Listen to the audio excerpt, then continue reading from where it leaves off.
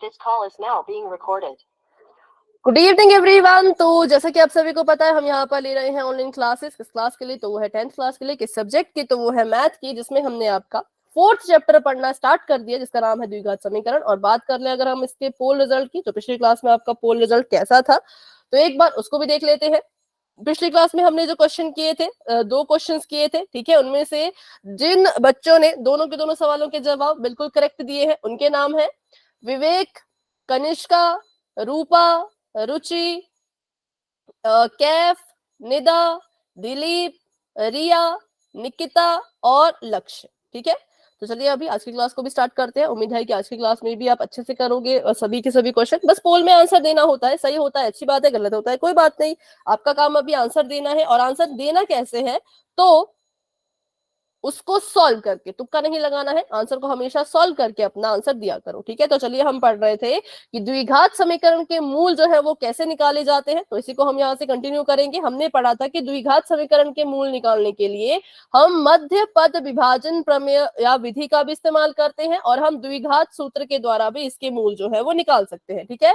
द्विघात सूत्र हम बाद में पढ़ेंगे, मतलब आगे जाके आपकी क्लासेस जब होती जाएंगी तब आगे क्लासेस में आपको द्विघात समीकरण द्विघात सूत्र पढ़ने को मिलेगा। अभी हम पढ़ रहे हैं मध्य पद विभाजन विधि, जो कि आपने बहुत बार पढ़ी है। चलो, तो अब एक सवाल करेंगे आप सभी को। यहाँ पे क्वेश्चन दे रखा है कि x की घात 2 जमा का 6x जमा का 8 बराबर में 0। इसके क्या कीजिए, इसके जो है वो आप वो निकालिए, मूल निकालिए समीकरण के। तो इस क्वेश्चन को पहले आप सभी ट्राई करेंगे और बाद में आपको इसको बताऊं।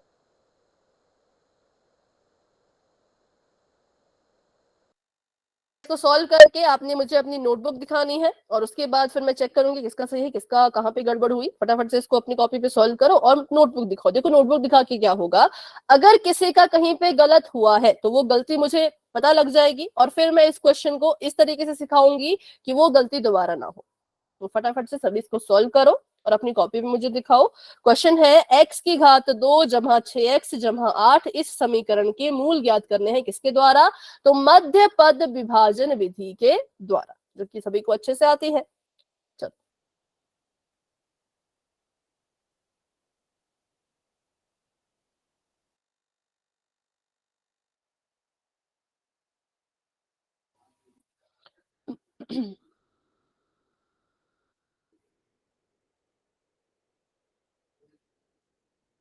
आपने कर भी लिया, वेरी गुड, बहुत फास्ट कर लिया भाई।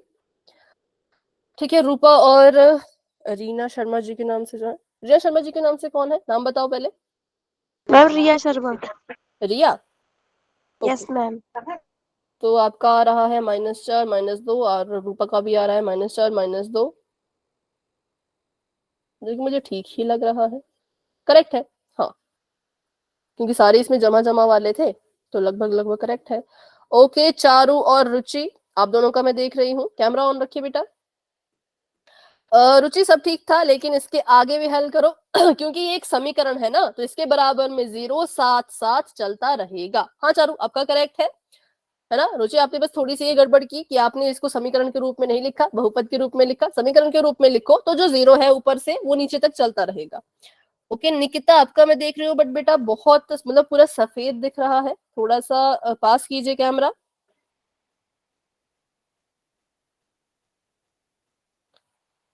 ठीक है,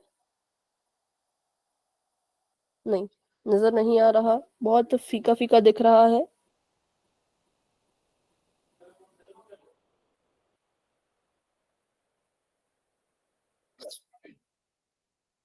ओके अमन, आपका मैं देख रही हूँ।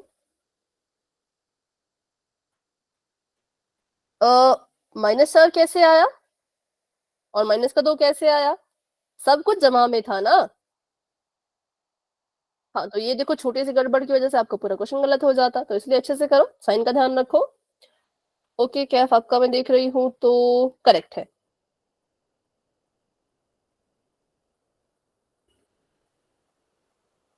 ओके नहीं, तो आपका भी मैं देख रही हूँ, बस 1 मिनट का वेट कीजिएगा। ठीक है, इसको खोल के लिखा, फिर कॉमन लिया। हाँ, पर वही आपने भी गड़बड़ की जो एक और ने भी की थी, किसने शायद, कि जो बराबर में 0 है ना, इसको साथ में लेके आओ, ठीक है। जब भी समीकरण को हल करते हैं तो जो बराबर में 0 होता है उसको हमेशा साथ में लिखना होता है, फिर हमारा क्वेश्चन सॉल्व होगा।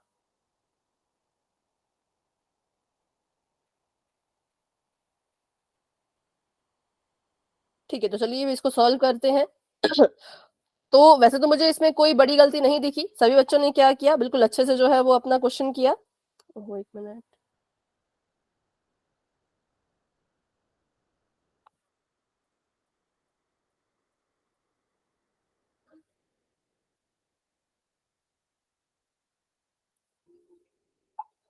ठीक है, तो वैसे कोई बड़ी गलती इसमें मुझे नहीं दिखी, सभी ने बिल्कुल अच्छे से इसको सॉल्व किया है। तो चलिए इसको फिर से सॉल्व करते हैं फटाफट से। तो बिल्कुल सिंपल सवाल होते हैं, इसमें कुछ भी जो है वो ज्यादा करने की जरूरत नहीं है। अगर आपने चैप्टर नंबर 2 में इस विधि को अच्छे से सीखा है, स्कूल में अच्छे से पढ़ा है, चैप्टर नंबर 4 में फिर से अच्छे से पढ़ा है, तो आपका आंसर करेक्ट आएगा।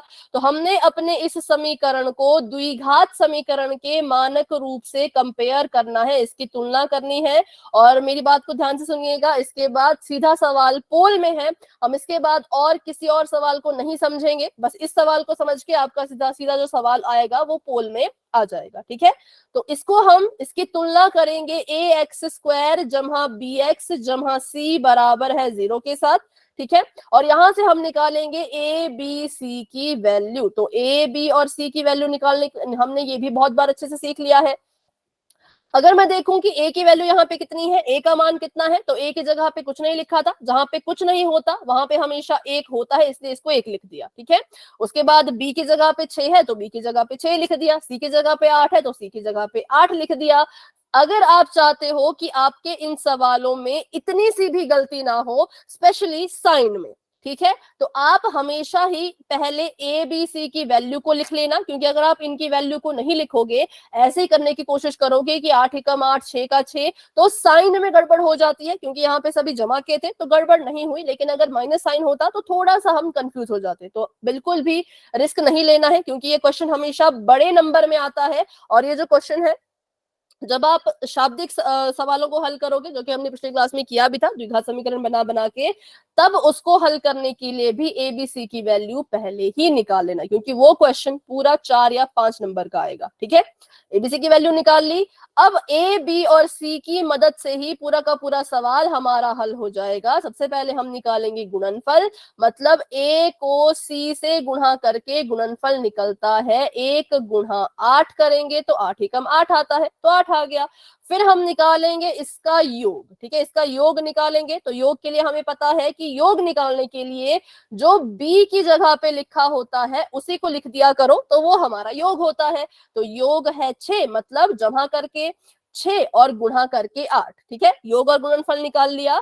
अब हमने ऐसी दो संख्याओं को ढूंढना है जिनको जब गुणा करो तो 8 आए और जमा करो तो 6 आए। तो आप सभी ने बिल्कुल सही संख्याएं चुनी थी, 4 और 2, क्योंकि 4 को जब 2 से गुणा करोगे तो 4 दूनी 8 होता है, और 4 को जब 2 में जोड़ोगे तो 6 आता है। ठीक है, तो हमने अब इन दोनों संख्याओं को अपने समीकरण में कुछ इस तरीके से लिखना है कि इसकी जो मध्य पद है वो विभाजित हो जाए। और देखो मैं कैसे लिख रही हूं, मैंने इसको बहुपद की तरह नहीं, मैंने इसको समीकरण की तरह ही लिखा, क्योंकि ये द्विघात समीकरण है, बहुपद नहीं है, तो इसके साथ 0 बिल्कुल लगेगा। ठीक है, तो अब यहाँ पर हमने x² की जगह पे x² लिख दिया। हमने जो मध्य पद है इसको जो है वो हमने तोड़ के लिखना है, तो इसको तोड़ के किसमें लिखेंगे, 4 और 2 में, क्योंकि वो संख्या हमने अभी अभी निकाली 4 और 2।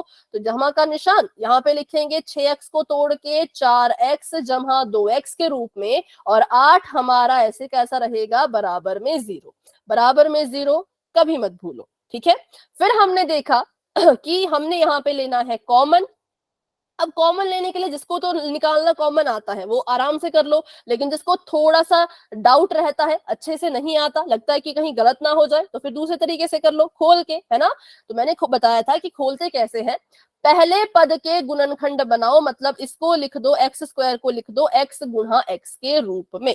फिर जमा का निशान है, जमा का निशान लगा दो। 4 को तोड़ के लिखो, तो 4 को तोड़ के आप वैसे 2 गुणा x भी लिख सकते हो। ठीक है, और आगे 2x था, 2x को तोड़ा तो इसको लिख देंगे 2 गुणा x में, और 8 को तोड़ा तो 8 को लिख सकते हैं 2 गुणा 2, 2 दूनी 4, 4 दूनी 8। ऐसे मैंने कुछ नहीं किया, मैंने हर एक पद के, पद का मतलब होता है ये ये एक पद है, ये दूसरा है, ये तीसरा है, ये चौथा है, इनके मैंने बस गुणनखंड निकाल लिए, इनको और तोड़ तोड़ के लिख दिया। अब हमने दो दो के जोड़े बनाने हैं, इन दोनों की एक जोड़ी बन गई, इन दोनों की दूसरी जोड़ी बन गई। अब यहां से कॉमन लेना थोड़ा सा आपके लिए आसान हो जाएगा, ठीक है। तो यहाँ पे कॉमन कैसे लेना है, जो दोनों के पास होता है वो कॉमन होता है। मैंने देखा x इसके पास भी है, x इसके पास भी है, मुझे x दोनों के पास दिख गया तो मैंने x को यहाँ पर कॉमन ले लिया। और जब चीज कॉमन ले ली तो फटाफट से ब्रैकेट शुरू करो। कॉमन चीज को एक बार आपने बाहर लिख दिया है तो अब ब्रैकेट के अंदर उन चीजों को लिखो जो इनके अलावा बच रही है। जैसे कि यहाँ पर बच गया x, बीच में जमा का निशान, यहाँ पे बच गया 2 गुणा 2। अब इसको 2 गुणा 2 नहीं लिख के आप सीधा लिख सकते हो 4, 2 दूनी 4। तो यहाँ पे हमने कॉमन ले लिया x को, यहाँ पे देखो तो x कॉमन आ गया और अंदर बच गया x जमा में 4। उसके बाद जमा का निशान है, जमा का निशान लगा दिया। यहाँ पर 2 कॉमन है, यहाँ पे x कॉमन नहीं है, इसके पास भी 2 है, इसके पास भी 2 है, तो यहाँ पे 2 कॉमन आएगा। तो 2 को एक बार लिख दिया और ब्रैकेट शुरू कर दिया, क्योंकि जैसे ही कॉमन लिखोगे फटाक से आपने ब्रैकेट शुरू करना है, ठीक है। अब इसके पास क्या बचा, कॉमन लिया था वो तो बाहर लिख दिया, अलावा क्या बच रहा है, तो एक बच रहा है x, और यहाँ पे क्या बच रहा है, 2 दूनी 4, तो यहाँ पे बच रहा है 4, ठीक है। अब हम यहाँ पहुंच गए। अब आपको कभी लगे आप इस पॉइंट पे पहुंचे हो, ठीक है, आप इस पॉइंट पे पहुंच गए, आपको लगा कि यहाँ पर जो ब्रैकेट के अंदर चीज आ रही है और यहाँ पर जो ब्रैकेट के अंदर चीज आ रही है वो दोनों अलग अलग आ रही है, तो फिर समझ जाना कि आपने ऊपर कुछ गड़बड़ की। छोटी छोटी चीजें हैं जो हमें क्वेश्चन से पता लगती रहती है कि हम कहाँ गलत कर रहे हैं। तो अगर मान लो यहाँ पे x जमा 4 है और मेरा यहाँ पे आ रहा होता x माइनस 4, तो मैं समझ जाती कि मैंने कुछ तो ऊपर गलत किया कि मेरा ये वाला ब्रैकेट इस वाले ब्रैकेट के बराबर नहीं आ रहा। तो फिर मुझे फिर से अपना क्वेश्चन शुरू करके जो है वो सॉल्व करना पड़ेगा, ठीक है। तो पक्का जरूर इस पॉइंट पे आके ये चेक किया करो कि आपके जो ब्रैकेट के अंदर चीजें हैं वो बराबर है कि नहीं है। बराबर थी मतलब मेरा यहाँ तक सब सही है। तो मैंने यहाँ पे देखा कि अभी भी ये जो x जमा 4 है और ये वाला x जमा 4 है ये भी कॉमन लिया जा सकता है, क्योंकि ये भी दोनों के पास है। अच्छा, बराबर में 0 नहीं लिखा मैंने शायद, इसके बराबर में 0 और इसके भी बराबर में 0, क्योंकि ये समीकरण चल रहा है, ठीक है। अब यहाँ पे हमने कॉमन ले लिया x जमा 4 को, तो x जमा 4 को अगर हमने कॉमन लिया है, एक बार यहाँ पे लिखा है, तो ब्रैकेट में इसको लिख दिया ऐसे, क्योंकि पहले से ही ब्रैकेट में था। जैसे ही कॉमन चीज ले ली फटाफट से एक ब्रैकेट अगला शुरू कर दो। अब यहाँ पे देखो, इसको कॉमन लेने के बाद क्या बचा, तो x बचा। यहाँ पे इसको कॉमन लेने के बाद क्या बचा, 2 बचा। कैसा, जमा का, तो जमा का निशान लगा दिया। तो ये हमारा आंसर आ गया, बराबर में 0। ऊपर से ही आ रहा है, मैं अपनी मर्जी से नहीं लगा रही, ये द्विघात समीकरण है तो 0 अपने आप ऊपर से आ रहा है। अब यहाँ पर क्योंकि 0 पहले से ही है तो हम यहाँ पे हमें पता चल गया कि जो हमारा x जमा 4 है वो भी 0 के बराबर है और जो हमारा x जमा 2 है वो भी 0 के बराबर है। अब इसको सॉल्व करो तो x की वैल्यू निकालो, तो x की एक वैल्यू आ जाएगी -4 और x की दूसरी वैल्यू आ जाएगी -2, ठीक है। तो ये हमारे पास आंसर जो है वो आ चुका है। इस द्विघात समीकरण के 2 मूल निकल के आ गए, क्योंकि द्विघात समीकरण के हमें पता है ज्यादा से ज्यादा 2 मूल आ सकते हैं, कम से कम 0 भी हो सकता है, 1 मूल भी हो सकता है और 2 मूल भी हो सकते हैं, ठीक है। तो ये हमने इसके मूल निकाल दिए। इसका ये मतलब है कि जब आप अपने इस समीकरण में x की जगह पे -4 और -2 भरोगे बारी बारी से, तो ये समीकरण पूरा 0 के बराबर हो जाएगा। Left hand side right hand side के बराबर हो जाएगी, क्योंकि ये इसके मूल हैं और मूल क्या करते हैं, समीकरण को संतुष्ट करते हैं, लेफ्ट हैंड साइड को राइट हैंड साइड के बराबर करते हैं, ठीक है। ये था पूरा का पूरा सवाल, जिसको हमने फिर से पता नहीं कितनी बारी क्वेश्चन, ऐसे क्वेश्चन हम सीख चुके हैं, है ना। तो अभी के लिए और क्वेश्चन नहीं सीखेंगे, नहीं तो फिर क्लास बहुत बोरिंग हो जाएगी। अभी आप प्रैक्टिस करो, पोल में क्वेश्चन आएगा जो कि प्रैक्टिस क्वेश्चन नहीं, जो कि क्लास का क्वेश्चन है, मतलब पोल रिजल्ट में वो क्वेश्चन आएगा। डाउट होगा उस सवाल में तो मुझसे पूछ लेना, थोड़ा बहुत मैं भी आपको बता दूंगी, और फिर भी डाउट रहा तो आप मुझसे पूछ सकते हो। तो सवाल थोड़ा लंबा है, इसको देख के डरना नहीं है, बहुत ही आसान सवाल है, ठीक है। तो सवाल लिख लेती हूं। ये कह रहे हैं कि आपके पास जो समीकरण है 100 x की घात 2 माइनस का 20x और जमा का 1 बराबर में 0, क्योंकि अब इस सवाल में आ चुका है माइनस, तो ध्यान रखना पहले तो एबीसी की वैल्यू निकालो, एबीसी की वैल्यू निकालने के बाद योग और गुणनफल निकालो, योग और गुणनफल निकालने के बाद ऐसी दो संख्याएं ढूंढो जिनको गुणा करने पे गुणनफल के बराबर आए और जमा करने के आपके योग के बराबर आए। साइन ध्यान रखना भाई, योग का साइन अब कैसा होने वाला है, ठीक है। साइन का ध्यान रखते हुए, गुणा जमा का ध्यान रखते हुए दो संख्याओं को चुनो और फिर अपना क्वेश्चन सॉल्व करो। किसी का डाउट होगा, कहीं पे फंस जाओगे तो भाई मुझसे पूछ लेना, जल्दबाजी में गलत करने से अच्छा कि क्वेश्चन पूछ लो। आंसर नहीं बताना है पर सवाल पूछ सकते हो, ठीक है।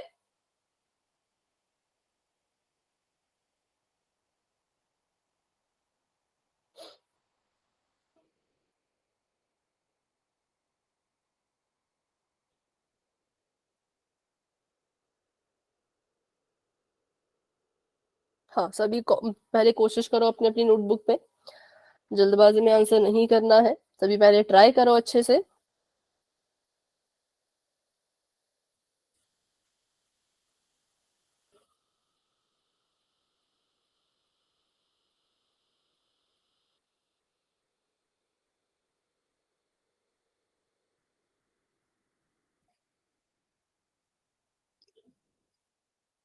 अभी कैमरा ऑफ करो, अभी बस अपना आंसर आप पोल में जाके दो, पोल सेक्शन में जाके अभी अपना आंसर दो, ठीक है।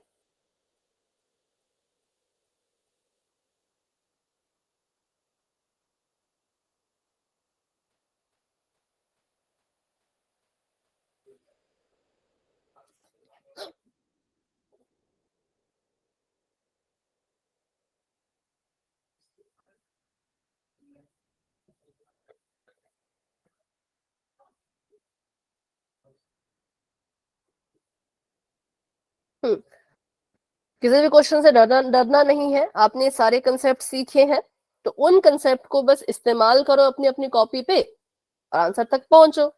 आपको पता है कि माइनस साइन हो तो क्या करना है, कॉमन कैसे लेना है माइनस के साइन के साथ, है ना। और उसके बाद जब आंसर आएगा तो देखना है कि एक्स के साथ वो चीज क्या कर रही है। एक्स के साथ वो अगर गुणा कर रही है तो वहां जाके क्या करेगी, एक्स के साथ जमा कर रही है तो वहां जाके क्या करेगी, क्योंकि बराबर में जीरो भी है ना, इसके मूल निकालने हैं एंड में। तो सब कुछ देख परख के ही अपना आंसर करना है, ठीक है।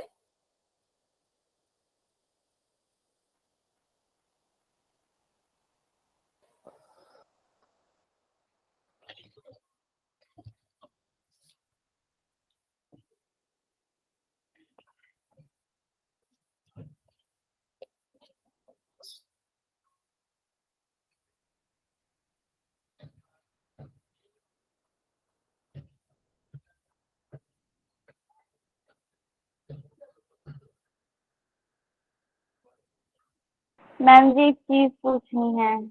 हाँ पूछो। मैम जी मैंने इसको ना इस बीच के टर्म को तोड़ दिया है, उसके बाद समझ नहीं आ रहा मैं क्या करूं। आपने जैसे किया था ना मैं वैसे ट्राई कर रही हूँ, कुछ समझ में नहीं आ रहा है कैसे करूं। मतलब उसको तोड़ना था, आप उसको तोड़ना चाहते हो। मैम तोड़ लिया गुणनखंड है, में। अब आपने जिसको काटा था ना, जैसे एक्स एक्स को काट दिया हाँ हाँ आया, तो वो वाली वही। चीज पूछ रही, समझ नहीं आ रही।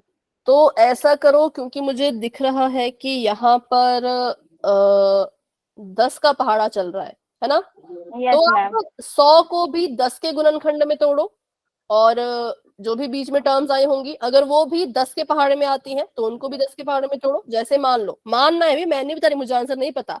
मान लो अगर यस आपके पास मैम। है 80, तो 80 को तोड़ो 8 गुणा 10, ऐसे तोड़ सकते हो। या फिर 8 गुणा 10 कर लिया, फिर 8 को तोड़ यस दो, मैम। है यस ना। मैम। ऐसे करके करो ट्राई, यस मैम। ठीक है।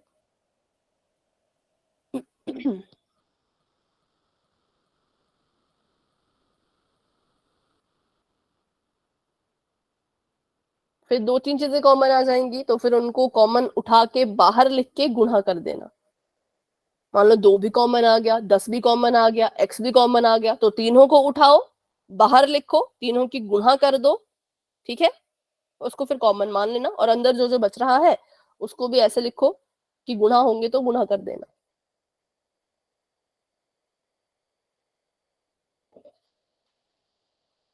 हाँ बड़े सवालों में ये थोड़ी दिक्कत दे सकता है ये वाला तरीका, कोई बात नहीं, तो उसको दूसरे तरीके से भी हम कर लेंगे।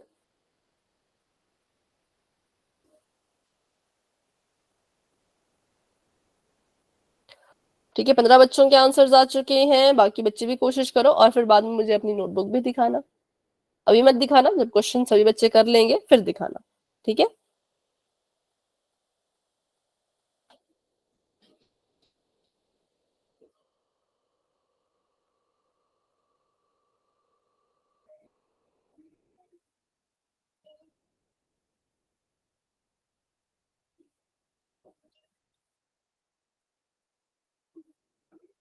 ओके, 17 बच्चों ने आंसर कर दिया है। क्लास में हमारे पास है 25 बच्चे, तो बहुत से बच्चे अभी रहते हैं, तो आराम से सॉल्व कर लीजिए, अच्छे से इसको सॉल्व कर लीजिए और उसके बाद अपना आंसर आपने पोल सेक्शन में जाके देना है।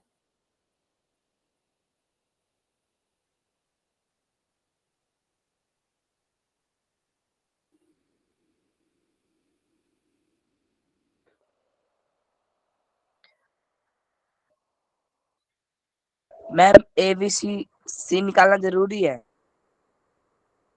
एबी से निकालना जरूरी, अगर तो आपको साइन में कोई दिक्कत नहीं है तब तो जरूरी नहीं है, लेकिन अगर आपको लगता है कि साइन में मुझसे थोड़ी बहुत अगर गड़बड़ हो गई तो फिर निकालना जरूरी है।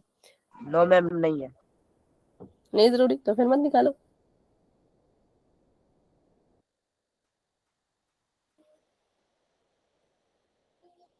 ठीक है, चलो। हाँ, धीरे धीरे आंसर्स आ रहे हैं, वेरी गुड। तो अभी जिन बच्चों ने आंसर कर दिया है वो अपना हैंड रेज कर सकते हैं।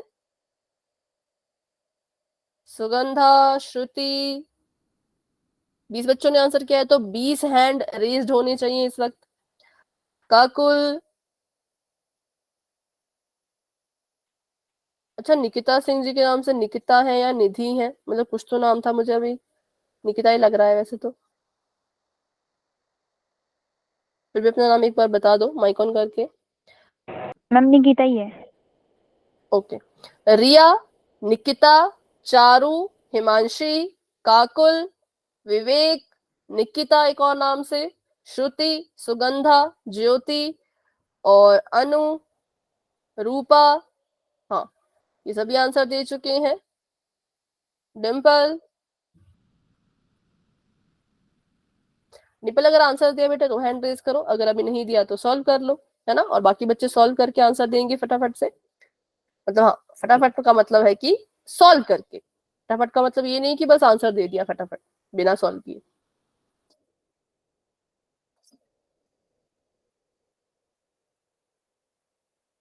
तो अभी देखते हैं कितने बच्चों के हैंड रेज हैं। 13 बच्चों के, लेकिन आंसर दे दिया है 21 बच्चों ने। फिर से रिपीट करती हूँ, जिन बच्चों ने आंसर दे दिया है हैंड रेज कर लीजिए। 22 बच्चों ने आंसर दे दिया है, लेकिन अभी बहुत ही कम बच्चों के हैंड रेज्ड है, 13-14 बच्चों के हैंड रेज्ड है। ओके, अमन ने भी आंसर दे दिया है। संजीव, कैफ, खुशबू, दिलीप, रुचि, सलोनी, राज, अगर आंसर दे दिया है तो बच्चों हैंड रेज करो। जैकी जी के नाम से जो है, जैकी खत्री जी के नाम से जो है, और शुभम गुप्ता जी के नाम से शायद अंजलि है। तो अगर आपने भी आंसर दे दिया तो हैंड रेज करो, अगर नहीं दिया तो पोल में आंसर देने की कोशिश करो। 24 बच्चों ने अपना आंसर दे दिया है, वेरी गुड। तो अभी मुझे बताओ कि किसी को थोड़ा और समय चाहिए इस क्वेश्चन को सॉल्व करने के लिए? किसी को नहीं चाहिए तो चलो फिर मैं करती हूँ 10 सेकेंड का वेट और आगे बढ़ते हैं। 10, 9, 8, 7, 6, 5, 4, 3, 2, 1। तो पहले तो भाई वेरी गुड, क्योंकि 25 बच्चे क्लास में थे, 25 के 25 बच्चों ने पोल में आंसर दिया, चाहे सही दिया चाहे गलत दिया वो अभी उतना मैटर नहीं करता, पर आंसर दिया तो इसीलिए वेल डन। अब करते हैं इसको सॉल्व और उसके बाद पता करेंगे कि इसका आंसर क्या होना चाहिए था और क्या नहीं होना चाहिए था। तो सबसे पहले हम अपना समीकरण लिख लेते हैं। समीकरण था 100, है ना। देखो, संख्या बड़ी हो छोटी हो संख्या से मत डरो, जब आपको अपना कंसेप्ट पूरा क्लियर है कि ऐसे ऐसे करके करना है तो बस उस तरह से किया करो, ठीक है। तो ये हमने यहाँ पे समीकरण लिख दिया। अब हमने यहाँ पर निकालनी थी एबीसी की वैल्यू। हाँ, वही चीज है कि जिसको डाउट नहीं है, जिसको साइन में दिक्कत नहीं हो वो नहीं निकाले, वो मतलब बिना निकाले भी क्वेश्चन कर सकते हैं, लेकिन जिसको साइन में दिक्कत होती है वो पक्का निकालो, ठीक है। तो मानक रूप यहाँ लिख दिया ax स्क्वायर जमा का bx। मानक रूप में कभी भी माइनस नहीं आता, हमेशा जमा आता है। जमा का c बराबर में 0। तो यहां से अगर हम देखें तो हमारा जो a है बच्चों वो है 100। b पूछूं अगर, b कितना है बताओ? 20 माइनस का। बिल्कुल 20 है, लेकिन कैसा? माइनस का। तो बस ये ध्यान में रखना था। और c है 1। तो यहां से जब हमने इसका गुणनफल निकाला, या इसको मैं अगर सिर्फ गुणन लिखूं तो इसका गुणनफल, अच्छा ऊपर लिखती हूँ ताकि फिर इसी पूरी स्क्रीन पे क्वेश्चन सॉल्व हो जाए। अगर हम इसका यहाँ पे गुणनफल निकालते हैं तो गुणनफल कितना आएगा? a गुणा c, है ना? a गुणा c। a है 100 और c है 1, तो 100 एक कम 100 आ गया। सभी को ये चीज क्लियर हुई कि गुणनफल कितना आया? 100 आया, क्योंकि गुणनफल होता है a गुणा c, a गुणा c। दोनों जमा के थे तो a को c से गुणा किया तो कितना आ गया? 100 गुणा 1 100। हमने इसका योग निकाला। योग के लिए सभी को पता है क्या किया जाता है। तो योग के लिए हम b की जगह पे जो है उसी को लिख लेते हैं। तो b की जगह पर 20 था। कैसा वाला 20 था? माइनस का 20 था, तो लिख दिया। ठीक है, चलो अभी आगे बढ़ते हैं और इसको सॉल्व करते हैं। तो हमारे पास संख्या है 100 और -20। बताओ आपने कौन कौन सी संख्या ली कि आपका गुणा करके 100 आया और जमा करके -20 आया? -10 ठीक है, तो संख्या ली -10 और -10। पहले बात करेंगे कि 10 और 10 क्यों नहीं लिया। तो अगर मैं 10 और 10 को लूं तो 10 10 से भी 100 होता है, और 10 में जब 10 को जोड़ेंगे तब भी 20 ही आता है। पर में लेकिन प्लस का है। बिल्कुल, तो हमने इसको नहीं लिया क्योंकि जब हमने अपने योग को देखा तो योग में 20 माइनस का था। ठीक है, तो हमें यहाँ पे माइनस का 20 लेके आना था। अब हम क्या करें ऐसा कि भाई माइनस का 20 और जमा का 100 आए। तो हमने सोचा कि 10 और 10 तो देखो दोनों बराबर है। एक होता है ना कि अगर बड़ी संख्या को माइनस का साइन दोगे तो उत्तर में भी माइनस आएगा, पर यहाँ पे तो दोनों ही बराबर थे। तो अगर 10 को माइनस का साइन दे भी देते हो तो प्लस माइनस माइनस होके ये तो 0 आ जाता। अगर एक 10 माइनस का लेते, एक 10 जमा का लेते तो क्या होता? गुणा करके माइनस का 100 आता और जमा करके 0 आता। सॉरी, ठीक है, तो हमने ये नहीं लिया। तो फिर हमने कहा कि अब क्या करें कि हमारे पास गुणा करके माइनस का, सॉरी, गुणा करके जमा का 100 आए और जमा करके माइनस का 20 आए। तो 10 को 10 से गुणा करनी थी। अगर माइनस के 10 को माइनस के 10 से गुणा करोगे तो देखो कितना आएगा। संख्या को संख्या से गुणा किया, 10 10 से 100 और माइनस माइनस प्लस, तो इनको गुणा करके आ गया ये जमा का 100। अब देखते हैं कि माइनस के 10 में जब माइनस के 10 को ही जोड़ दोगे। अच्छा, 1 मिनट रुकना।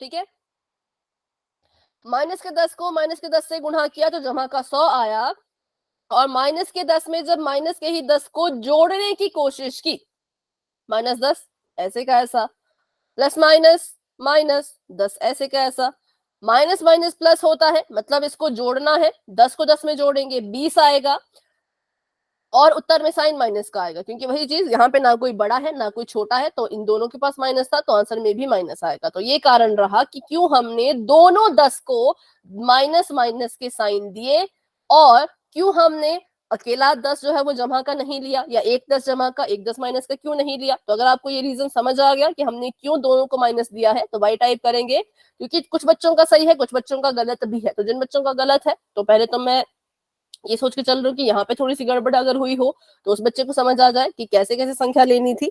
ठीक है, तो किसी की भी अगर यहाँ पे गड़बड़ हुई होगी तो ये कारण था हमारा कि हमने 10 10 नहीं लिया, हमने -10 लिया। अब हमें अपनी दो संख्याएं पता चल चुकी हैं, माइनस का 10। तो हम क्या करेंगे, अब इनको जो है वो मध्य पद की जगह पे डालेंगे और अपना आंसर निकालेंगे। तो फिर से अपने समीकरण को लिख लेते हैं, जो है 100x की घात 2 माइनस का 20x, सॉरी माइनस का 20x, हाँ, जमा का 1 बराबर में 0। अब हम 100x स्क्वायर को तो ऐसे का ऐसा ही लिखेंगे, और इसको जो है तोड़ देंगे, माइनस के 20x को तोड़ देंगे किसमें, तो अपनी इन दो संख्याओं में, जो है -10x, क्योंकि दोनों को हमने माइनस का लिया था ना, तो आप इनको ऐसे लिख सकते हो, ठीक है। और जमा का 1 बराबर में 0। अब इसको सॉल्व करते हैं। 100 को अगर तोड़ेंगे, अगर तोड़ के करना है तो तोड़ के कर लो। 10 गुणा 10, 100 को लिख सकते हैं हम 10 गुणा 10 और साथ में x गुणा x, क्योंकि x स्क्वायर है ना, तो x को तोड़ के x गुणा x। और -10x ऐसे कैसा था, इसको तोड़ने की जरूरत नहीं है, इसको 10 की गुणा में ही रहने दो। 10 गुणा x, इसको भी ऐसे ही रहने दो, 10 गुणा x और आगे जाके जमा का 1। चलिए अब इसको सॉल्व करते हैं। तो कॉमन लेने के लिए बनानी थी 2 2 की जोड़ी इसकी और इसकी जोड़ी बन गई, इसकी और इसकी जोड़ी बन गई। यहाँ पे मैंने देखा कि 10 कॉमन है और एक x भी कॉमन है, मतलब कि 10x हमने बाहर कॉमन ले लिया, ठीक है। अब पता करो कि 10x को कॉमन लेने के बाद पहले तो ब्रैकेट शुरू करना है, साइन यहाँ पे बीच में है, तो यहां से यहां तक क्या क्या चीजें बच रही हैं 10x के अलावा। देखो, जिस 10 और x को बाहर कॉमन ले लिया, उसके अलावा यहां से यहां तक और कौन कौन सी चीजें बची? 10 और x। 10 और x, तो इसको 10x लिख दिया। फिर माइनस का निशान था, माइनस का निशान लगा दिया। यहां से 10 और x को कॉमन लेने पर यहां पे क्या बचेगा?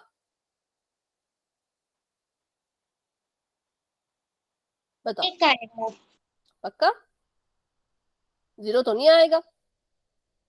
हमें 1 आएगा। आएगा। बिल्कुल 1 आएगा। तो अगर किसी ने यहाँ पे 0 लिखा हो, किसी ने ये गलती कर दी हो कि 10x को कॉमन लेने के बाद यहाँ पे 0 लिख दिया, तो भी आपका आंसर गलत हो सकता है, क्योंकि जब किसी चीज को कॉमन लेते हैं और वो पूरी की पूरी चीज ही कॉमन आके बाहर चली जाती है, जैसे कि यहाँ पे देखो 10 था, x था, दोनों कॉमन आ गए, बाहर चले गए। अब इसकी जगह पे भी तो कुछ तो लिखना पड़ेगा ना, इसको खाली तो नहीं छोड़ सकते, तो उसकी जगह पे 1 लिख दो, ठीक है। तो 1 लिख दिया। क्यों लिखा? क्योंकि जब इसको वापस से गुणा करते हैं तो हमें ये ऊपर वाली चीज ऐसी की ऐसी मिलनी चाहिए। जब मैं 10x को 10x से गुणा करूंगी, मुझे 10 10 से 100, x x स्क्वायर मिल जाएगा। और जब मैं 10x को माइनस के 1 से गुणा करूंगी तो मुझे माइनस का 10x मिल जाएगा। इसलिए जब कोई पूरी की पूरी चीज कॉमन आ जाती है, उसकी जगह पे हमें कुछ नहीं दिखता, तो हम उसकी जगह पे 1 लिख देते हैं, साइन वैसा का वैसा, और इसकी जगह पे लिख दिया 1। आगे बढ़ते हैं। अब इन दोनों में कॉमन लेना था, तो इन दोनों में कॉमन कुछ नहीं है। जिसके पास कुछ कॉमन नहीं होता उसके पास भाई 1 ही कॉमन होता है। और यहां पर हम माइनस के साइन को भी कॉमन लेंगे, ठीक है। तो हमने यहां से क्या किया, इस माइनस के साइन को भी बाहर कॉमन ले लिया। यही डिफरेंस होता है एक माइनस और जमा के सवाल में, कि जब कॉमन लेते हैं तो ध्यान देना पड़ता है कि माइनस का जब हम कॉमन ले रहे हैं तो कैसे करें। मैंने यहां से माइनस का 1 कॉमन ले लिया, माइनस का 1 कॉमन ले लिया, तो यहाँ पे मैंने ब्रैकेट लगा दिया। अब क्योंकि इन दोनों में कुछ कॉमन था ही नहीं और कॉमन बाहर कुछ आया ही नहीं, तो ये जैसे हैं इनको वैसे ही लिखेंगे, ठीक है। मतलब यहां पर आएगा 10x का 10x और यहां पे आएगा 1 का 1। लेकिन जब 1 कॉमन लेते हैं बाहर तो संख्याएं ऐसी की ऐसी ही लिखी जाती हैं, लेकिन जब माइनस कॉमन लेते हैं बाहर तो इनके चिन्ह बदल जाते हैं, ठीक है। जब 1 कॉमन लोगे जमा का तो संख्याओं को ऐसे कैसा लिख देना, लेकिन जब माइनस का 1 कॉमन लोगे तो संख्याएं तो ऐसे कैसे ही लिखनी है, लेकिन इनके साइन बदल जाएंगे। अगर हम यहाँ पे देखें तो जो 10x है वो माइनस का है, साइन को बदलना है। अभी ये माइनस का है तो यहाँ पे ये जमा का बन जाएगा, जमा लिखना है लिखो, नहीं लिखना मत लिखो, है ना। और 1 जो है वो अंदर जमा का था, लेकिन अब ये माइनस का बन जाएगा। किसकी वजह से? तो इस माइनस की वजह से, क्योंकि जब भी आप माइनस वाली चीज को बाहर कॉमन लोगे हमेशा अंदर वाली चीजों के साइन को बदलना है, ठीक है। इसको सॉल्व करते हैं। अब हमने यहाँ पे फिर से देखा कि ये दोनों जो है वो बराबर आ चुके हैं, मतलब एक और चीज कॉमन आ चुकी है जिसका नाम है 10x - 1, है ना। और अगर हम आगे देखें तो आगे भी इसको हटाओ इसको हटाओ, क्या बचा? तो आगे भी बच गया 10x - 1 और बराबर में 0 था, जिसको लिखना है, जिसको मेरी तरह मत भूल जाना जैसे मैं भूल गई, ठीक है। चलिए 0 लिख दिया। अब यहाँ पे 0 लिख दिया तो इसको सॉल्व करते हैं। तो ये आ जाएगा 10x - 1 बराबर में 0 और ये भी आ जाएगा 10x - 1 बराबर में 0। अब इसको सॉल्व करेंगे, x की वैल्यू निकालेंगे तो 10x यहाँ पे ऐसे का ऐसा रहा, ये माइनस का एक था, इसको जब बराबर है कि उस पार भेजोगे तो ये जमा का एक बन जाएगा, तो माइनस का एक जब उस तरफ गया तो जमा का एक बन गया। और यहाँ पे भी ऐसा ही होगा, 10x ऐसे का ऐसा, माइनस का एक जब उधर जाएगा तो जमा का एक बन जाएगा। यहां से x की वैल्यू निकालो, x को अकेला छोड़ो तो ये आ जाएगा एक। 10x के साथ गुणा कर रहा था, उधर जाएगा तो भाग करेगा, और यहाँ पर भी जो 10 है वो x के साथ गुणा कर रहा है, उधर जाएगा तो भाग करेगा। तो यहाँ पर हमें दो वैल्यूज मिल गई जो कि दोनों ही बराबर है, x बराबर है 1/10, x बराबर है 1/10।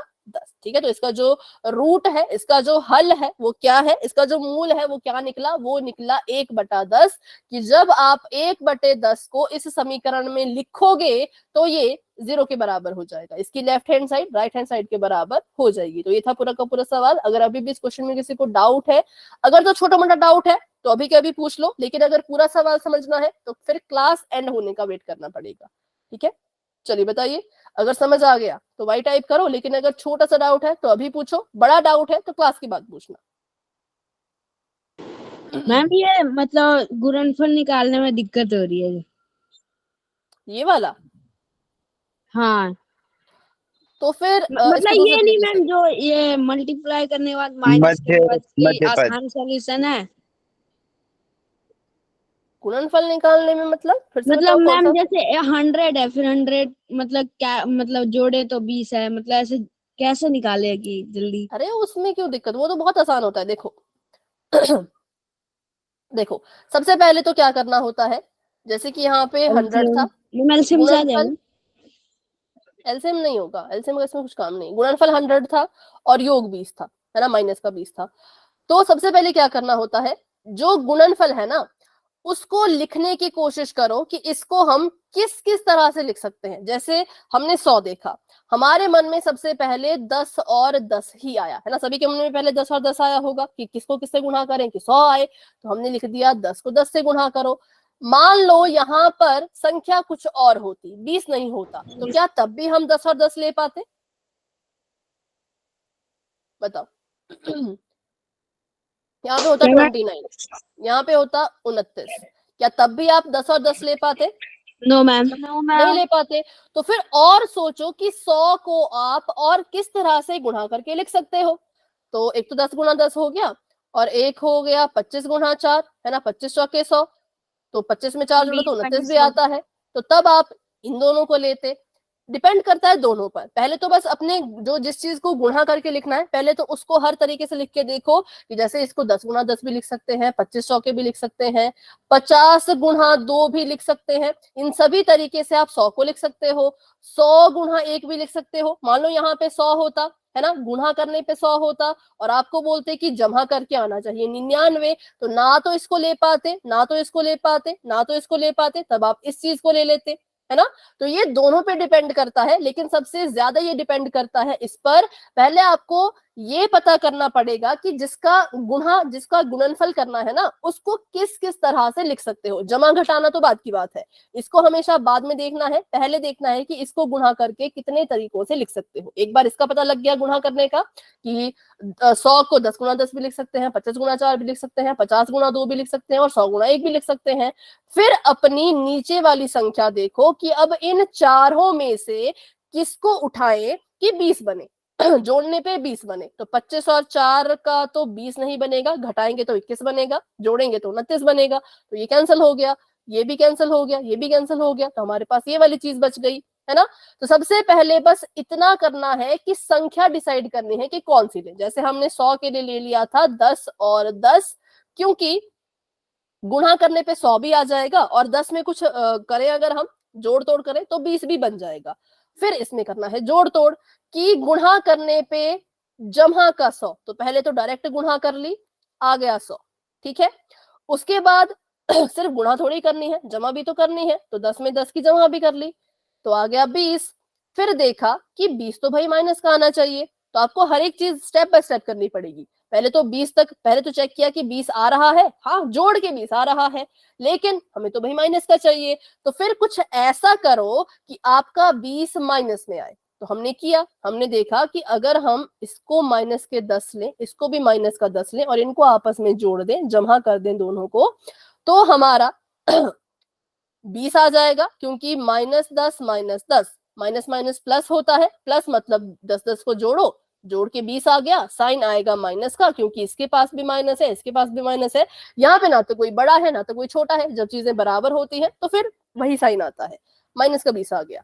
अब आपने माइनस का 20 बनाने के लिए पहले वाले 10 को भी माइनस लिया और दूसरे वाले 10 को भी माइनस लिया।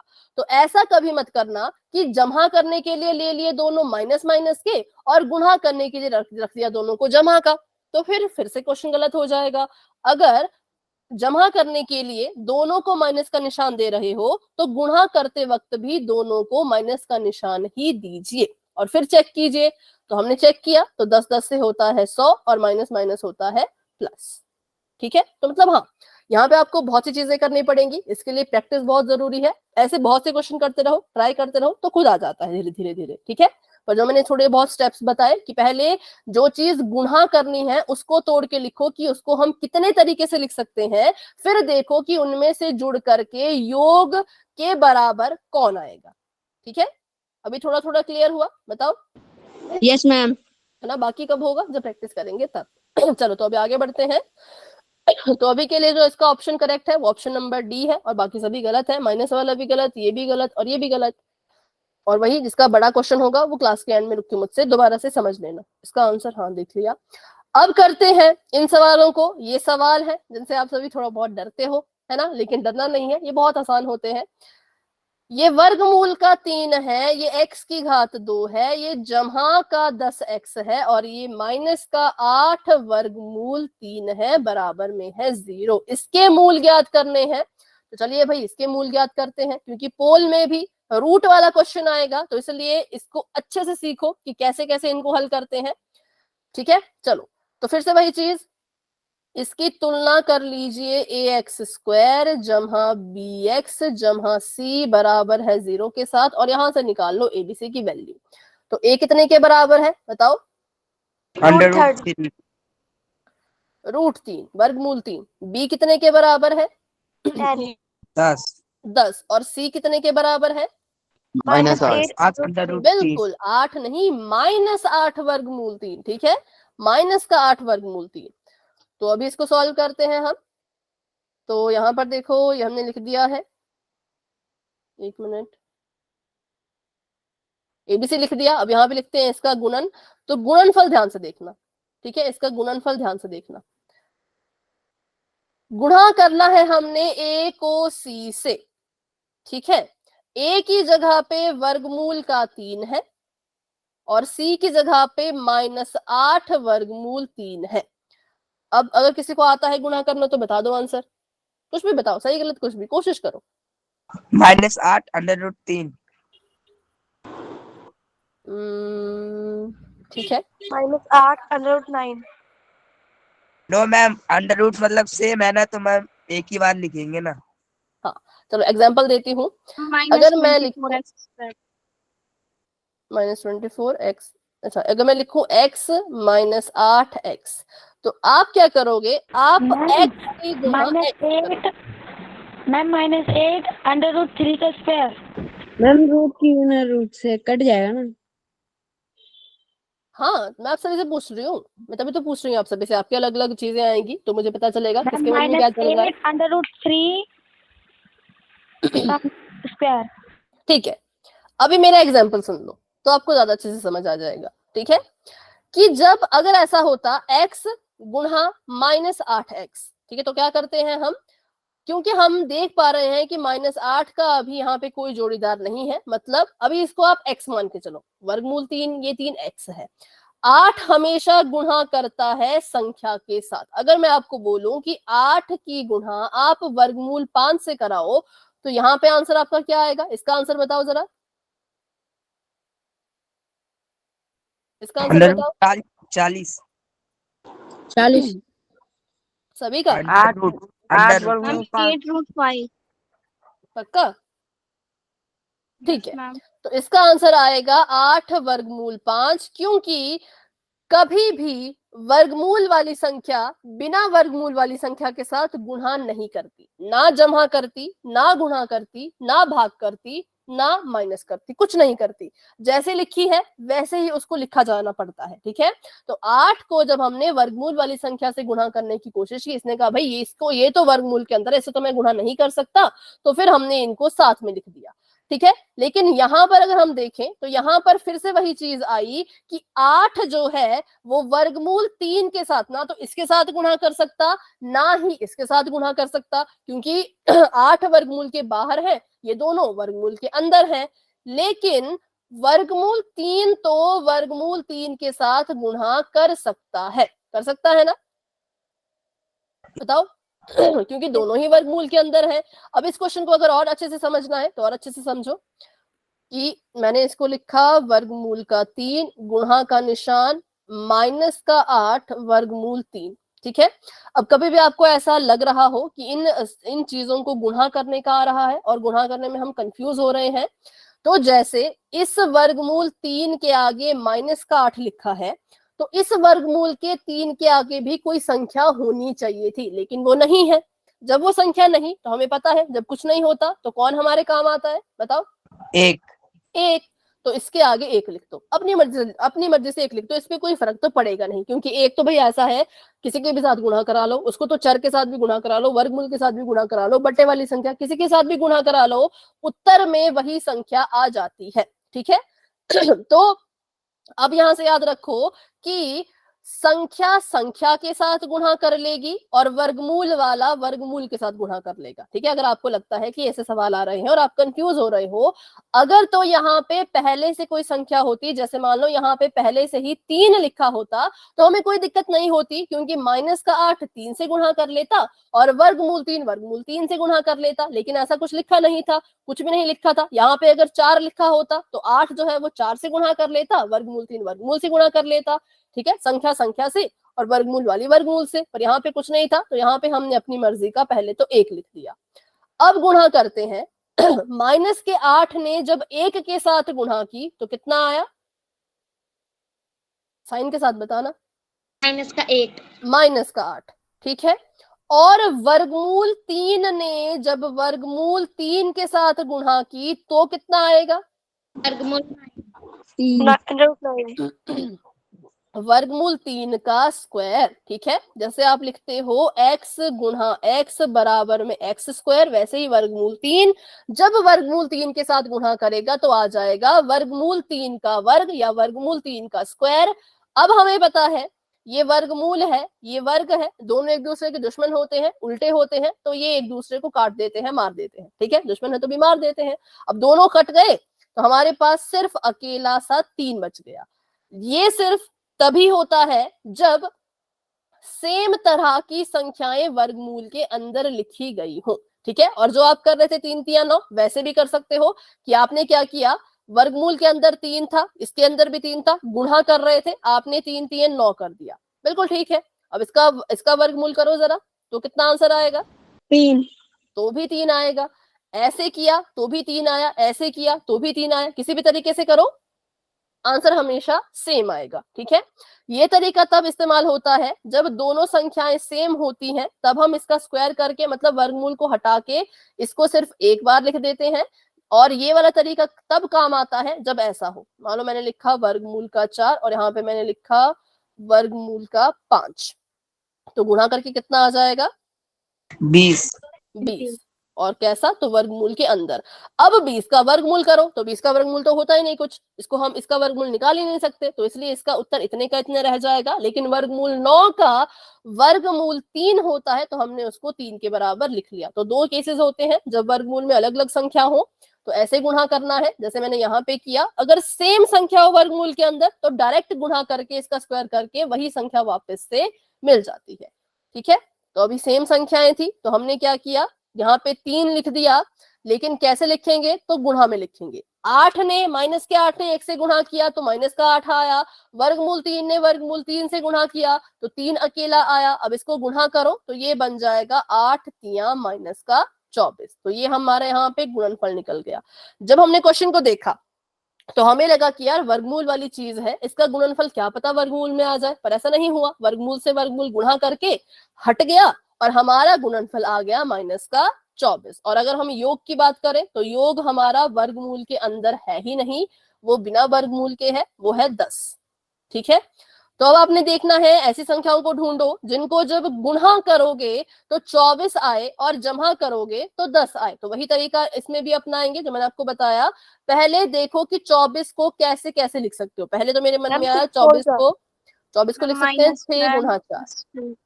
हाँ पहले सुन लो, पहले अभी माइनस की चिंता मत करो, अभी बस देखो कैसे लिख सकते हो। एक लिख सकते हैं 6 गुणा 4, एक लिख सकते हैं 12 गुणा 2, एक लिख सकते हैं 24 एकम 24, एक लिख सकते हैं 8 तिया 24। इतने सारे तरीकों से जो है 24 लिखा जा सकता है। अब इसमें से हमें उनको चुनना है जिनको जोड़ने और घटाने पे 10 मिले। तो मैंने कहा 24 में 1 जोड़ेंगे तो 25 आएगा, घटाएंगे तो 23 आएगा, खत्म। 8 में 3 जोड़ेंगे तो 11 आएगा, 8 में 3 घटाएंगे तो 5 आएगा, ये भी खत्म।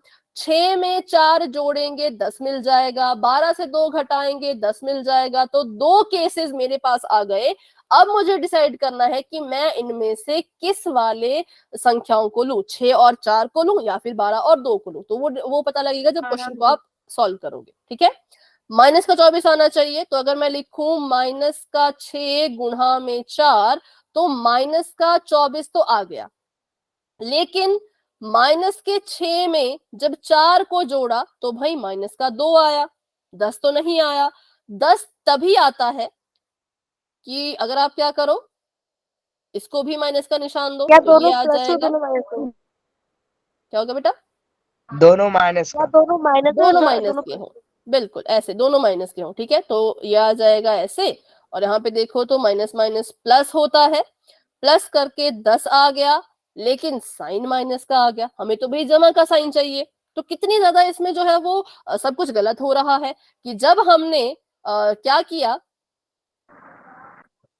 हमने जब 6 और 4 को लिया। हाँ पहले सुन लो, जब हमने 6 और 4 को लिया 24 आ रहा था, 6 और 4 को जमा किया तो जमा का 10 आ रहा था, लेकिन हमें माइनस का 24 चाहिए था। 24 को माइनस बनाने के लिए 6 को माइनस का निशान दे दिया। जब 6 को माइनस का निशान दिया, 4 को जमा रखा तो माइनस का 2 आया।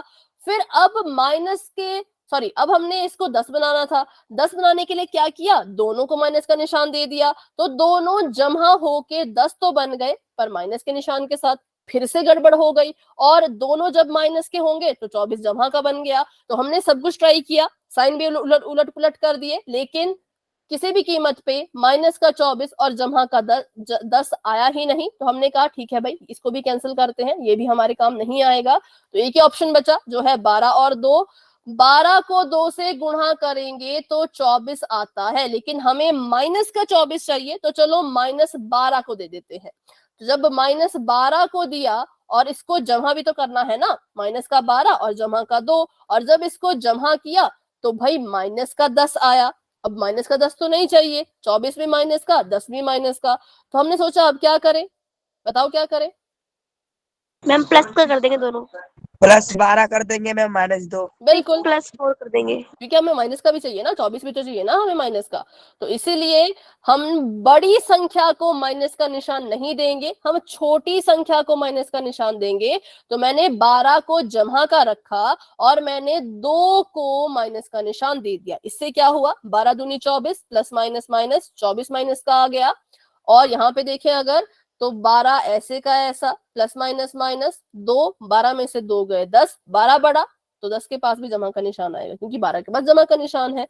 तो इस तरीके से इतना सब करने के बाद हमने एंड में फैसला किया कि हम लेंगे 12 और 2 को। उसमें भी कैसे लेंगे, तो 12 होगा जमा का और 2 होगा माइनस का।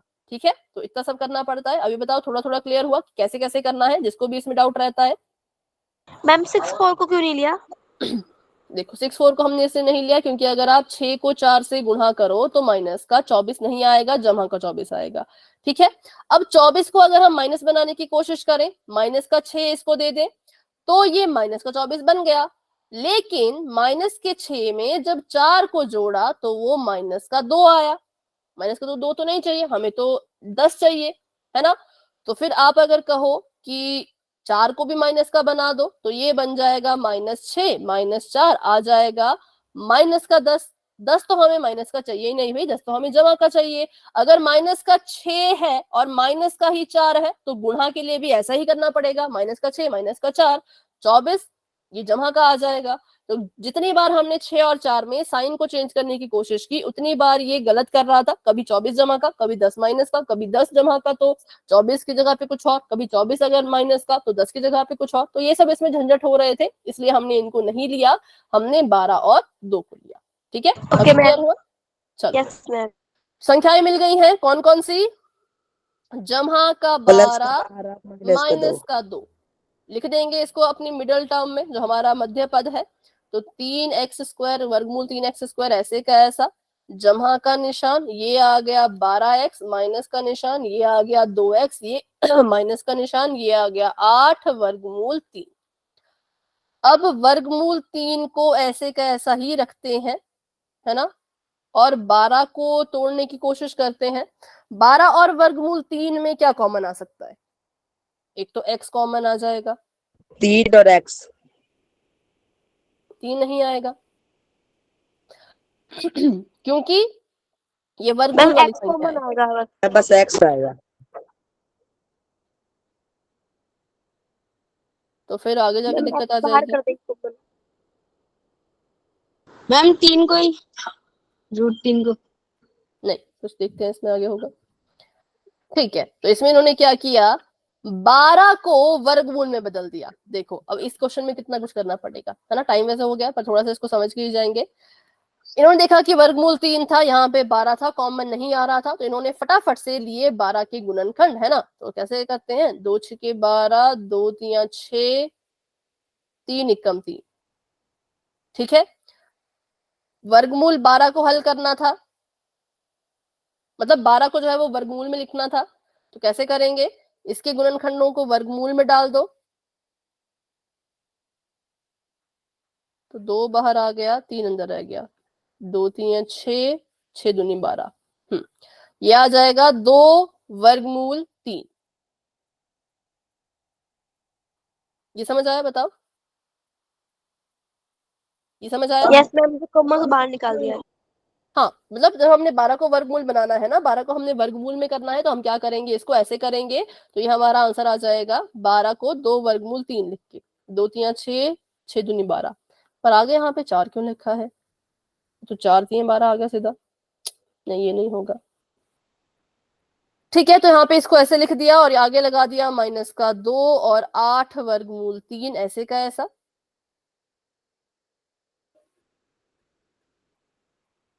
और इसको अब लेते हैं अगर हम कॉमन, तो अब यहाँ पे कॉमन आ जाएगा आपका वर्गमूल 3। वर्गमूल 3 बाहर कॉमन आ गया और x बाहर कॉमन आ गया, तो यहाँ पे बच गया x जमा 2 वर्गमूल 3 और यहाँ पे माइनस का निशान। और यहाँ से अगर हम 2 कॉमन लें तो यहाँ बच जाएगा x प्लस 4 वर्गमूल 3। अब ये गलत इसलिए हो रहा है क्योंकि यहाँ पे इन्होंने इसको 4 वर्गमूल 3 माना है, जबकि 12 का जो है वो 4 वर्गमूल 3 नहीं आएगा, क्योंकि 2 तो एक ही बार बाहर निकलेगा ना। तो इसका मतलब ये क्वेश्चन में कुछ गड़बड़ थी। पर आप तरीका समझो, अभी क्वेश्चन हमारा आंसर बेशक गलत आ रहा है, पर आप तरीका समझो कि क्या करना होता है। तो अगर कोई भी चीज आपको ऐसे दिख रही हो जो कि बिना वर्गमूल की है, तो उसको सिंपल से, जो आपका वो होता है ना कॉमन तरीका होता है एलसीएम वाला, अभाज्य गुणनखंड वाला, उसकी मदद से उसको वर्गमूल में लिखने की कोशिश करो। अगर मैं इसको बदल दूं यहाँ पे 4 से अभी के लिए, ठीक है, अगले क्लास में इस क्वेश्चन को फिर से करेंगे, इसका सही क्वेश्चन लेके मैं आऊंगी। ये 4 अगर हम इसको कर दें तो फिर यहाँ पे ठीक आ जाएगा, है ना। तो फिर यहाँ पे 2 दूनी 4 आ जाएगा, फिर हमारा आंसर जो है वो ठीक आ जाएगा। पर इससे क्या हुआ, इससे हमारा गुणनफल बदल गया, मतलब सब कुछ बदल गया। लेकिन अभी के लिए इसको ऐसे समझ लो, तरीका अगर मैं आपको बताऊं कि हमने इसको वर्गमूल में बदल दिया, तो हमारे पास इस ब्रैकेट में भी x प्लस 2 वर्गमूल 3 आ गया और इस ब्रैकेट में भी सेम चीज आ गई। यहाँ पे जमा का निशान क्यों आया, क्या कोई बता सकता है? ऊपर तो माइनस का था, नीचे जमा का निशान क्यों आया? ऊपर में माइनस माइनस प्लस होता है ना, माइनस होता है। ये लो, आपके रीजन ना ऐसे ही होते हैं कुछ भी। यहाँ पे जमा का निशान इसलिए आया क्योंकि मैंने बाहर माइनस कॉमन लिया है। जितनी बार भी बाहर माइनस कॉमन लेते हैं, अंदर वाली चीजों के चिन्ह बदल जाते हैं। 2x यहाँ ऊपर पे, वाला 2 और नीचे वाला 2 का माइनस माइनस है, माइनस माइनस प्लस। मैम जहाँ पे 8 था आपने उसको 4 क्यों कर दिया? क्योंकि हमारा क्वेश्चन गलत हो रहा था, इसलिए जो क्वेश्चन था इसमें कुछ गड़बड़ थी। यहाँ पे इन्होंने इसको 4 वर्गमूल 3 लिखा है, जो कि नहीं है, इसलिए मैंने इसको बदला ताकि हम अच्छे से इसको समझ लें। ठीक है, ताकि तरीका समझ लें। मैं नहीं कह रही कि क्वेश्चन सही समझे, तरीका समझे कि कैसे कैसे करना होता है। ठीक है, तो हम मान के चल रहे हैं कि यहाँ पे मान लो अगर 4 होता तो हमारे दोनों ब्रैकेट कैसे आ गए, बराबर आ गए, और बराबर में 0। हाँ, इसका रीजन मैं पूछ रही थी, तो इसका रीजन ये है कि हम जब माइनस को बाहर कॉमन लेते हैं तो इनके चिन्ह बदल जाते हैं। x यहाँ पर जमा का आ जाएगा क्योंकि बाहर ये माइनस का था, और ये भी यहाँ पे जमा का आ जाएगा क्योंकि ये बाहर माइनस का था। ठीक है, अब यहाँ पे कॉमन चीजें आ गई तो इनको लिख लेते हैं। कॉमन चीजें यहाँ पे आ जाएंगी x प्लस 2 वर्गमूल 3, और यहाँ पर आ जाएगा वर्गमूल 3 x माइनस 2, क्योंकि ये कॉमन आ चुका था। अब यहाँ से x की वैल्यू निकाल लो।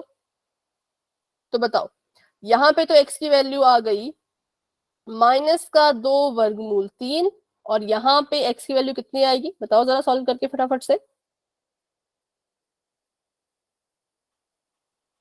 2/√3। 2 अंडर रूट मैम √3 x बराबर में 2। हाँ, तो x की वैल्यू निकालो ना। तो √3 यहाँ पे गुणा कर रहा था, वहां जाएगा तो भाग करेगा, तो ये हमारा आंसर आ गया। ठीक है, ये था हमारा पूरा का पूरा सोल्यूशन, कैसे कैसे करते हैं रूट वाले क्वेश्चन को। बाकी एक और क्वेश्चन हम रूट वाला सीखेंगे, क्योंकि पोल में भी रूट वाला ही क्वेश्चन है, इसलिए अगली क्लास में भी क्वेश्चन एक सीखेंगे हम, फिर पोल का क्वेश्चन करेंगे। तो ऐसा मत सोचना कि अभी मैम एक सिखा बार दिया थोड़ा नीचे कर दीजिए। और आगे सीधे ही जो है वो आपको वो मिलेगा। अभी इसका स्क्रीनशॉट लेके फायदा नहीं है, क्योंकि मैंने बताया ये क्वेश्चन गलत है। ठीक है, ठीक है, तो अभी इसका स्क्रीनशॉट मत लो, इसको फिर से करेंगे इसके सही क्वेश्चन के साथ, और भी बहुत से वर्गमूल वाले क्वेश्चन करेंगे अगली क्लास में। तो अभी के लिए अगर इस क्वेश्चन में डाउट है, इससे पीछे वाले क्वेश्चन में डाउट है तो पूछ लो, अगर नहीं है तो आप क्लास को लेफ्ट कर सकते हो। तो अभी के लिए good night and bye bye, मिलते हैं अपने अगली क्लास में।